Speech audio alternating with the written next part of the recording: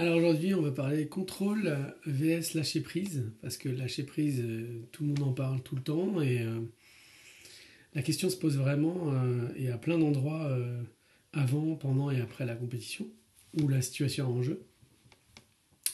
Donc, quel est l'intérêt du contrôle, quel est l'intérêt du lâcher prise, et pourquoi ça fonctionne, pourquoi ça fonctionne pas? Bah, tout simplement, quand quelqu'un vous dit il faut lâcher prise, en général, ça crée quand même une résistance et un certain empêchement, parce que si on lâche pas prise, c'est qu'on a une bonne raison. Et lâche pas prise sur quoi? Sur nos croyances, sur ce qu'on fait déjà, sur ce qui fonctionne pas, mais qu'on connaît déjà. Et donc c'est pour ça que quand quelqu'un vous dit de l'extérieur, faut lâcher prise, ou même quand vous vous dites à vous-même lâcher prise, c'est pas si évident que ça. Parce qu'il faut cranter, qu'il faut savoir si on lâche quelque chose, il faut pouvoir se raccrocher à quelque chose en sécurité. Donc déjà dans tout ce qui est changement ou gestion du stress, si on vous dit lâcher prise, il faut bien réfléchir à pas lâcher prise n'importe comment, n'importe quand. Ensuite, sur la notion de contrôle, oui, c'est utile d'avoir du contrôle, et c'est ce qu'on fait tous quand on fait ce qu'on sait faire et ce qu'on fait même quand ça marche pas, c'est qu'on a la sensation de contrôle, et c'est toujours rassurant.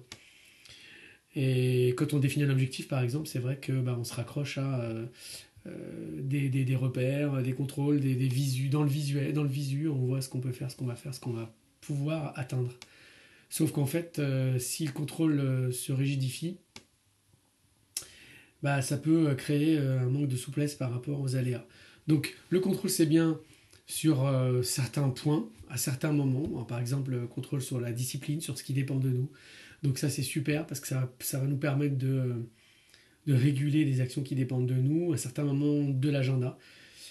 Mais le contrôle, souvent, il se dérègle et il va sur des choses qui ne dépendent pas de nous, et qui sont la décision, le regard de l'autre, un résultat qui est un concours qui est lié aussi aux autres, dans une compète, l'adversaire, voilà, les circonstances. Là, ça vient se dérégler, ça vient créer des émotions dérangeantes.